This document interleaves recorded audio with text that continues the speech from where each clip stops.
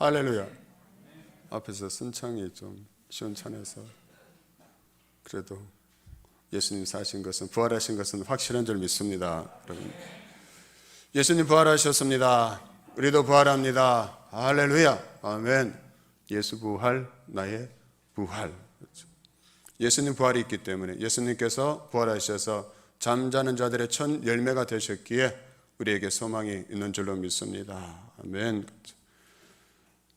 죽음을 이기시고 부활하신 예수님은 여러분과 저의 구세주이심을 믿습니다. 부활절 예배를 드리는 여러분 위에 그래서는 부활하신 우리 주님의 은혜와 평화가 함께 하시기를 축복합니다.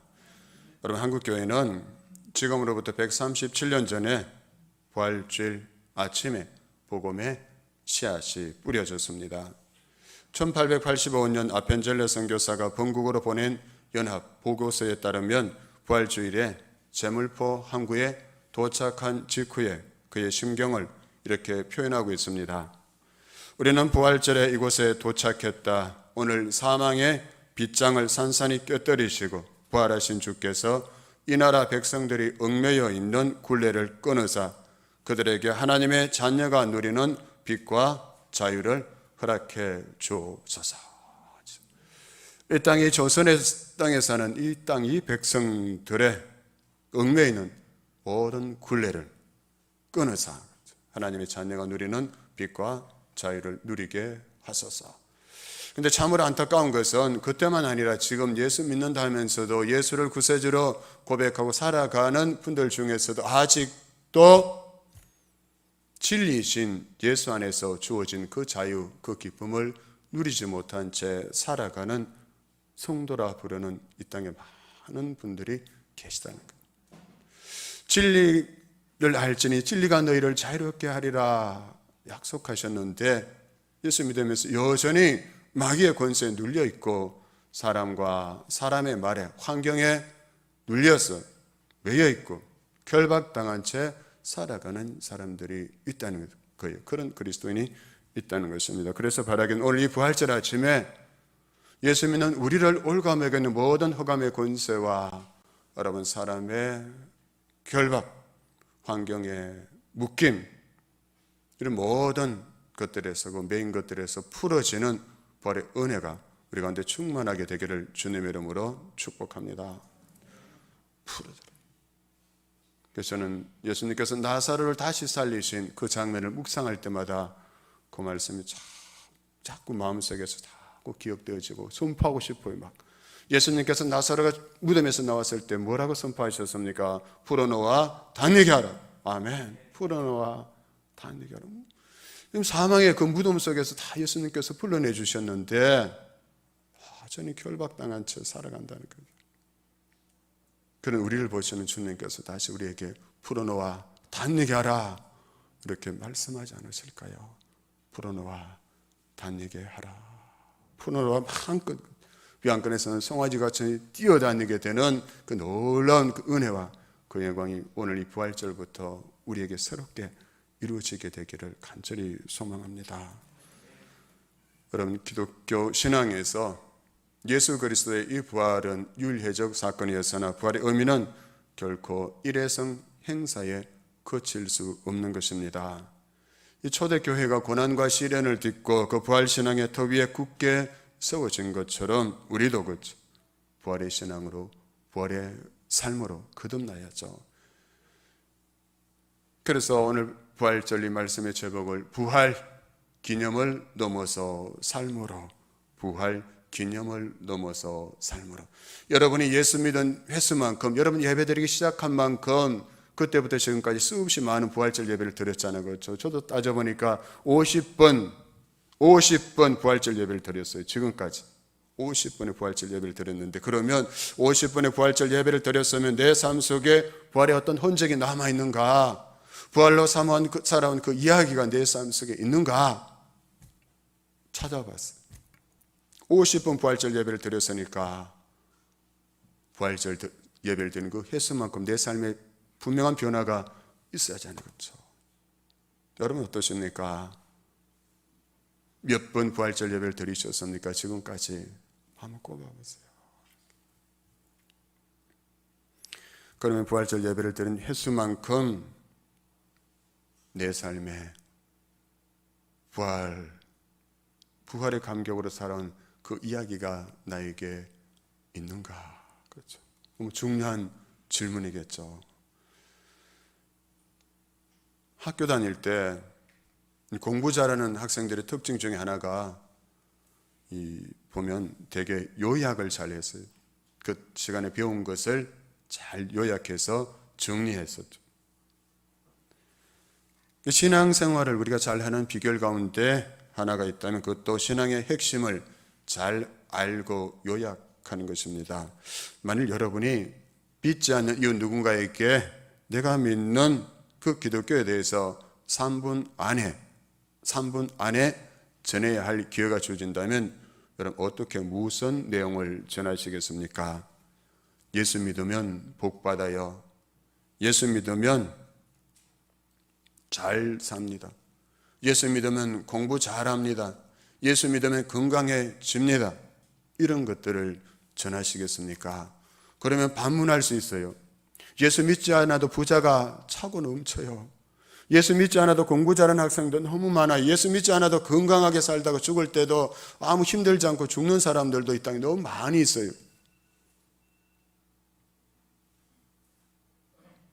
그러면 무엇을 전해야 할까? 그렇게 반문할 수 있잖아요. 예수 믿으면 부자 돼요. 아니요. 이건희 씨도 이재용 씨도 예수 믿지 않아요. 예수 믿으면 공부 잘해요. 서울대 카이스트인데 뭐 유명 대학 가도 공부 잘하는 학생, 하버드 가도 예수 믿지 않는 학생 너무 많이 있어요. 그럼 뭘 전해야 할까요? 지금까지 내가 믿어온 그 기독교에 대해서 기독교가 이것이라고 자신 있게 한 문장으로 여러분 말할 수 있으시겠습니까? 예수를 수년 믿었는데도 수십 년 믿었는데도 기독교가 뭘 믿는 것인지 한 문장으로 요약하지 못한다면 문제가 좀 있다고 생각되지 않나요? 우리 교회 어느 집사님이 그 일터에서 일을 하고 있는데 이단이 찾아와서 계속 괴롭히는 거예요. 막 묻더래요. 당신은 무엇을 믿고 있느냐? 교회 다닌다는데 당신은 무엇을 믿고 있느냐고 와서 묻고 계속 와서 괴롭히는 거예요. 그래서 그 집사님 이렇게 말해줬대요. 나는 나를 사랑하사 나를 위하여 자기 자신을 버리신 하나님의 아들을 믿습니다. 딱 이렇게 확실하게 말해줬대요. 나를 사랑하사 나를 위하여 자기 자신을 버리신 하나님의 아들을 내가 믿노라. 그랬더니 그 다음부터 안 오더래요. 확신이 있으니까 딱 한 문장으로 딱 요약한 거예요. 로마서 1장 17절에 보면 사도 바울은 이렇게 고백합니다. 내가 복음을 부끄러워하지 아니하노니 이 복음은 모든 믿는 자에게 구원을 주시는 하나님의 능력이 됨이라. 아멘. 그렇죠. 복음은 모든 믿는 자에게 구원을 주시는 하나님의 능력이다. 우리가 바로 이 복음을 믿고 전해야 하는데요. 그러면 복음은 누구에 대한 소식입니까? 바로 예수 그리스도에 대한 소식이죠. 그러면 우리는 어떤 예수를 전해야 합니까? 여러분, 예수님이 베푸신 오병이의 기적에 대한 이야기를 전해야 할까요? 그러면 그 사람이 오병이의 기적에 대한 이야기를 들으면 그가 구원받을 수 있습니까? 예수님께서 죽은 나사로를 다시 살리신 그 이야기를 전하고 그러면 그 이야기를 그가 들으면 그가 구원을 받을 수 있는 것입니까? 아니죠. 그렇죠? 이런 복음은 예수님에 관한 복된 소식이고 그 예수를 다시 압축해서 요약하면 무엇이겠습니까? 바로 십자가와 부활. 십자가와 부활. 예수 그리스도를 압축해서 전한다면 바로 십자가와 부활이 되는 것이죠.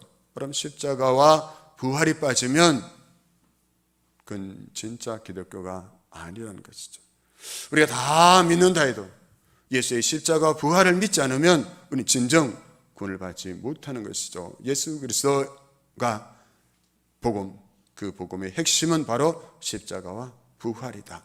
다른 거 다 믿어도 예수님 오병이의 기적을 행하시고 나사로를 살리시고 바람과 바다의 풍랑을 꾸짖어 잠잠하게 하시고 뭔가 기적 이적을 다 가나의 혼인잔치에서 물로 포도주를 만드시고 그거 다 믿는다냐 해도 십자가를 믿지 않고 부활을 믿지 않으면 나는 진짜 끝없는 자가 아니라는 것. 다른 거 믿지 못해도 십자가 부활만 믿으면 확실하게 구원받을 줄로 믿습니다. 십자가와 부활. 그래서 우리가 전할 것도 바로 예수 그리스도 십자가와 부활이죠. 그래서 고린도전서 15장 3절 5절에서도 이렇게 말씀합니다.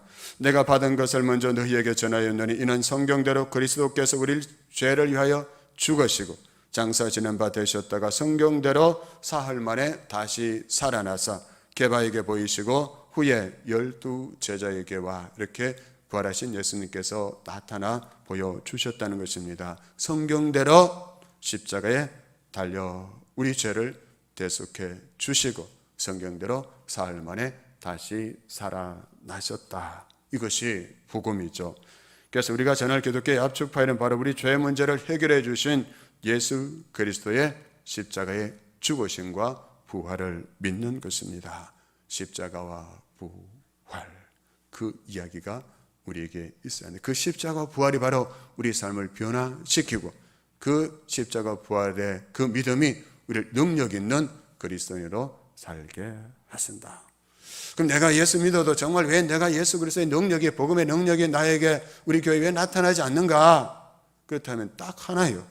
내가 십자가와 부활에 대한 진정한 믿음이 나에게 없을 때 우리의 그런 복음의 능력이 나타나지 않게 되는 것이죠.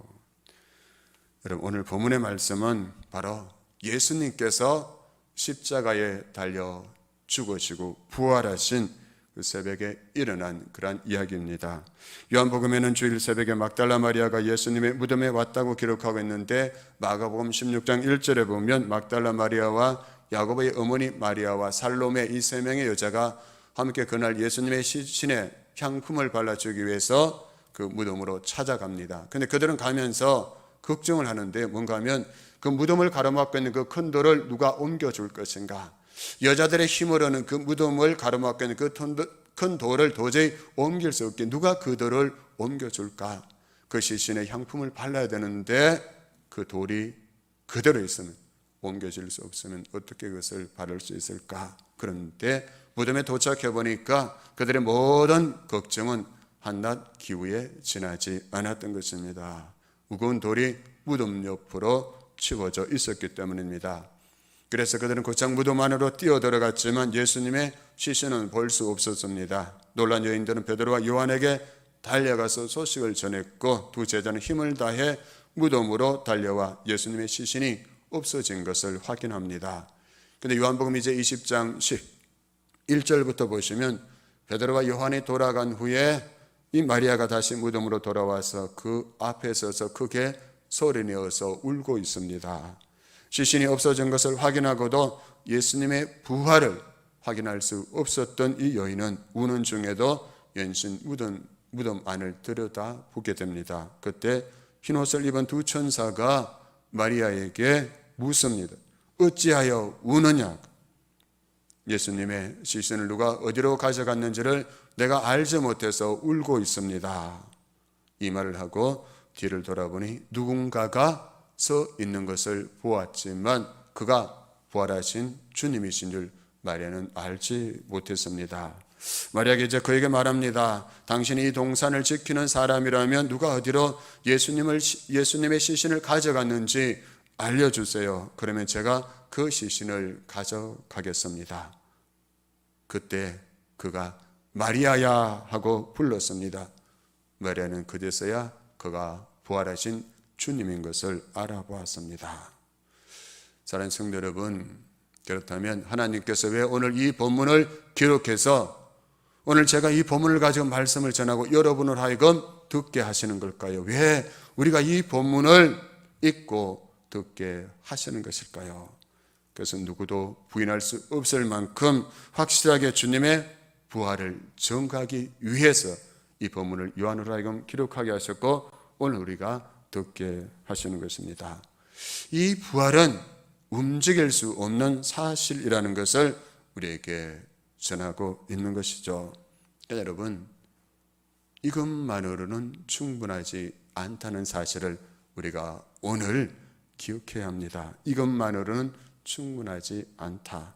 오늘의 본문 이야기가 우리에게 시사하는 더 깊은 의미를 상고하지 않으면 부활 이야기는 오늘 나와는 아무 상관없는, 우리와는 아무 상관없는 그런 옛날 이야기로 그냥 그렇게 전락하고 그 과거 사건을 축하하고 있는 형국이 될 것이기 때문입니다. 여기서 우리가 무엇보다도 마리아가 부활하신 예수님을 만나는 과정에 주목해 보아야 하는데요, 마리아는 예수님의 부활을 믿지 못했습니다. 아니, 그녀는 그 부활을 받아들일 수가 없었습니다. 비어있는 무덤을 보아도, 빈 무덤에 있는 천사를 보고 대화를 했어도, 부활하신 예수님을 직접 보았어도 그 경험들은 마리아를 부활의 믿음에 도달하도록 해주지 못했다는 것입니다. 그 까닭을 본문 9절에서 이렇게 말합니다. 그들은 성경에 그가 죽은 자 가운데서 다시 살아나야 하리라 하신 말씀을 아직 알지 못하더라 했습니다. 우리는 대개 보고 들으면 믿을 수 있다 이렇게 생각하죠. 보고 들으면 믿을 수 있다. 과연 그럴까요? 그러나 여러분, 감각을 통해서 경험한다고 모두 다 믿을 수 있는 것은 아니지 않습니까? 경험에 이해가 더해져야 믿을 수 있는 것입니다. 경험에 그치지 않고 거기에 더하여 그것이 왜 그러해야 했는지에 대한 설명이 더해져야 비로소 확신이 생긴다는 것입니다. 여러분, 마리아를 포함한 다른 제자들, 눈앞에 예수님의 부활 사건이 벌어졌어도 예수님이 십자가 사건 이전에 누차 말씀하신 그 내용을 기억해 내고서야, 그제서야 비로소 부활의 현실을 깨달을 수 있게 되었던 것입니다. 그렇다면 이 사실이 오늘 여러분과 저에게 어떤 교훈을 주는 것입니까? 봐야 믿겠다고 하는 사람들이 많은 이 시대를 우리가 살아가고 있습니다. 그러나 실정적인 증거가 있어야 믿겠다고 말하는 이 세대에게 주님이 이렇게 물으십니다. 요한복음 20장 29절입니다. 요한복음 20장 29절 말씀 같이 한번 읽겠습니다. 시작. 예수께서 이르시되 너는 나를 본고로 믿느냐? 보지 못하고 믿는 자들은 복되도다 하시니라. 아멘. 아멘. 이 말씀을 묵상하느라 하면 내가 얼마나 복된 자인지 알 수 있잖아요. 그렇죠? 그럼 내가 얼마나 복된 자인지. 왜요? 나는 예수님의 부활을 보지 못했지만 믿고 있잖아요. 그렇죠? 그럼 복된 자들입니다. 아십니까? 그거 아세요? 야, 내가 복된 자다. 자신에게 한번 말해주세요. 야, 네가 복된 자다. 네가 복된 자다. 나는 왜 이렇게 복이 없는 사람인가? 나는 예수 믿어도 이 왜 받은 복이 없는가? 다른 누구는 보니까 예수 믿고 저렇게 많은 복을 받았는데 나는 이게 뭔가? 혹시 그런 분이 계시다면 오늘 이 말씀으로 위로를 받으시기 바랍니다. 야, 내가 예수님의 부활을 보지 않고도 믿고 있으니까 바로 내가 복된 사람이구나.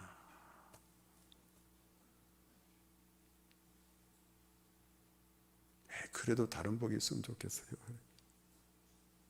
가장 큰 복을 받았는데 보지 않고 믿게 되는 이 복, 하나님의 선물이고 은혜잖아요. 그렇죠?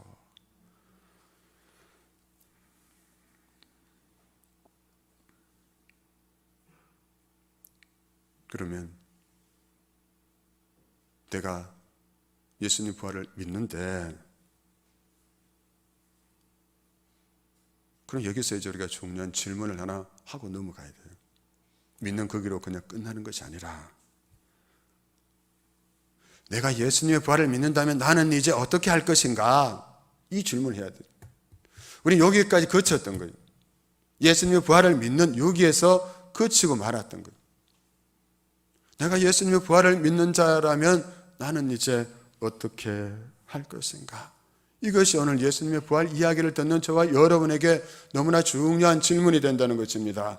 예수님께서 부활하셨다. 그것이 나에게 어떤 의미가 있는가? 그게 나와 무슨 상관이 있는가? 그러므로 나는 어떻게 살아야 하는가? 이 질문을 할 수 있어야 돼요.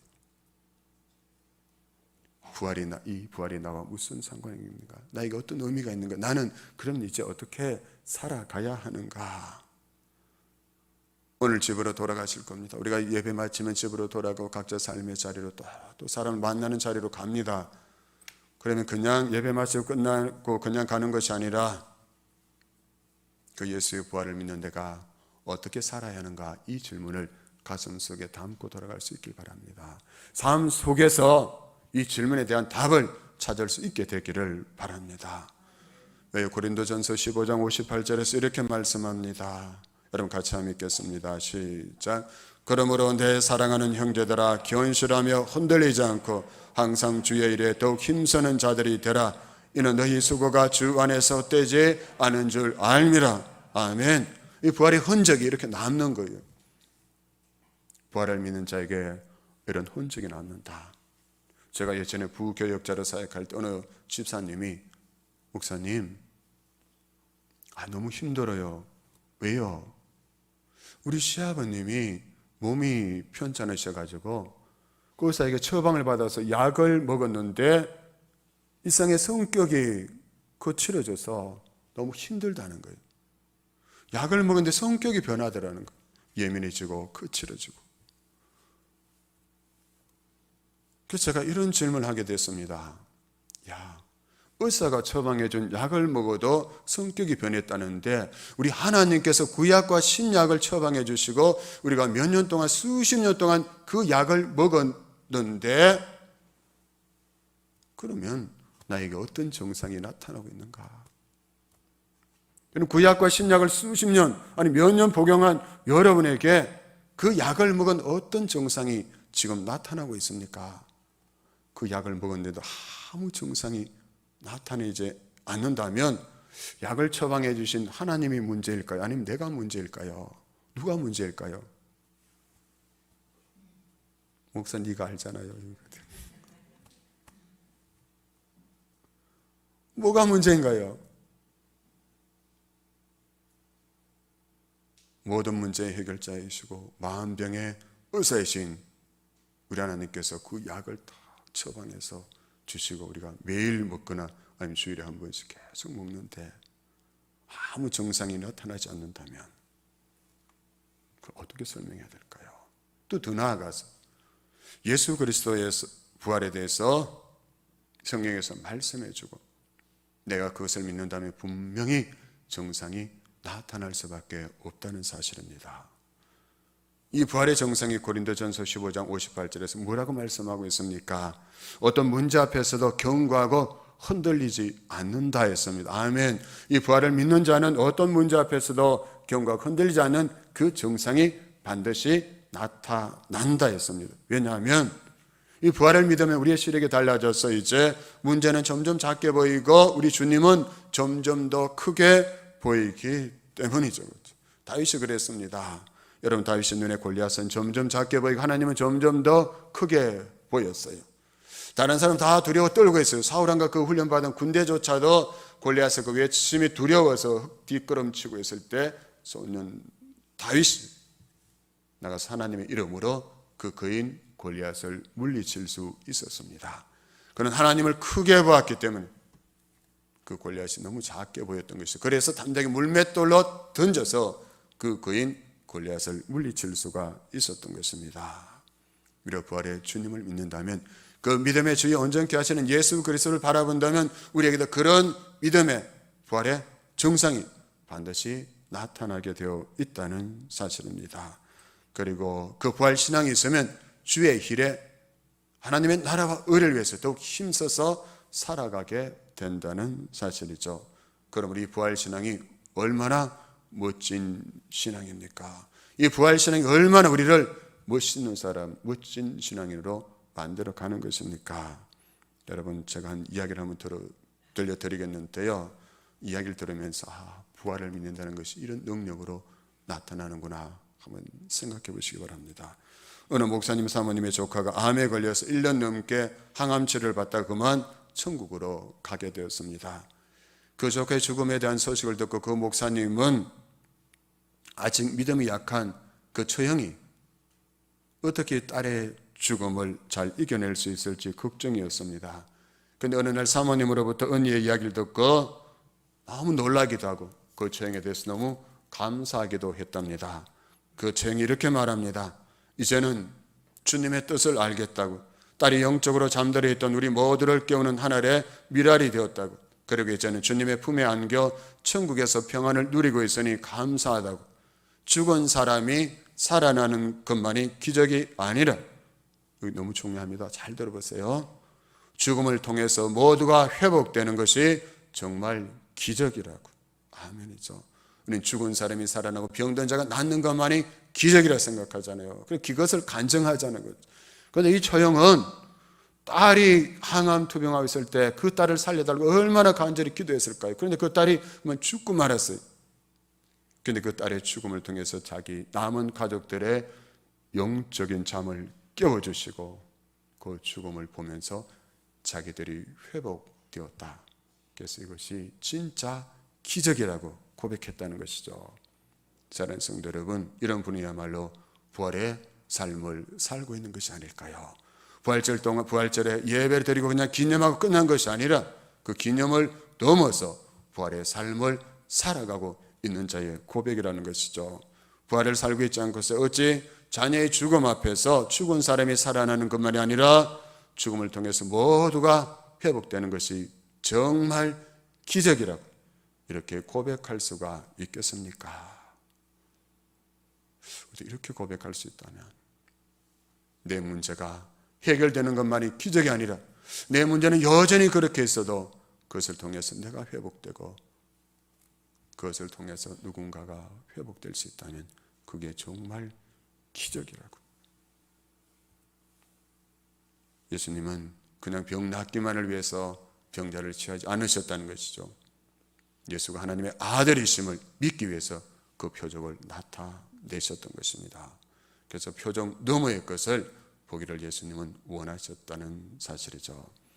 목사님의 처형이 가장 좋아하는 찬양이 주님 손잡고 일어서세요라는 찬양이었는데요.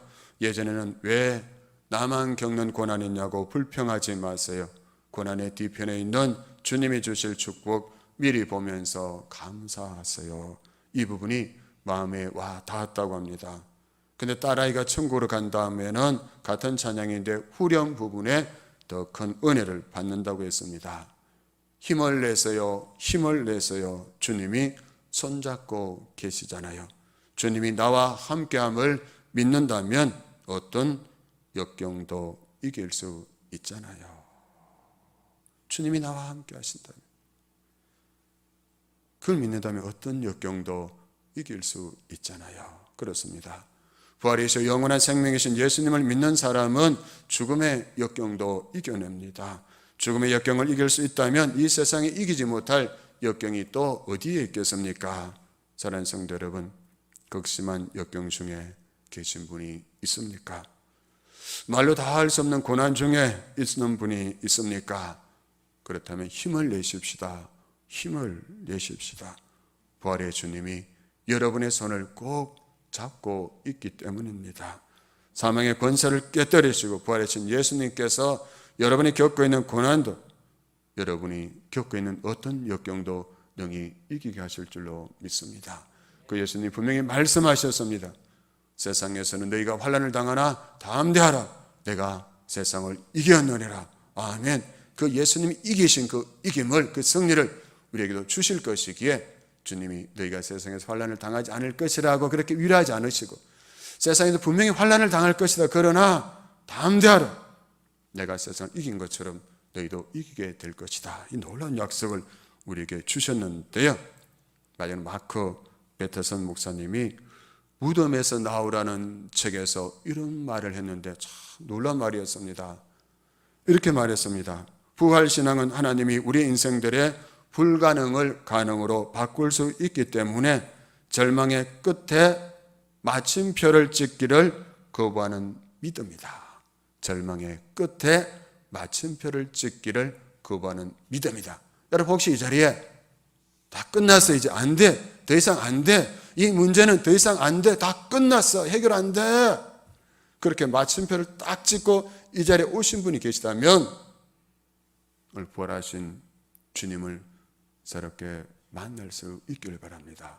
부활하신 그 주님은 우리 인생의 마침표를 느낌표로 바꿔주시는 분이시기 때문이죠.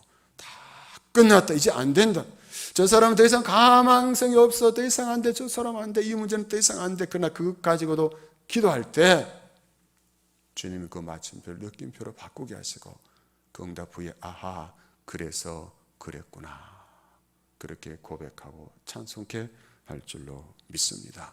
그래서 오늘 우리가 바로 이 부활을 기념하는 것을 넘어서 부활의 삶으로 살아갈 때 수많은 우리 인생의 이 마침표를 느낌표로 바꾸고 가시는 그 주님을 경험하고 자랑하고 간증하는 여러분과 우리 교회 공동체 될 수 있게 되기를 주님의 이름으로 축원합니다. 아멘.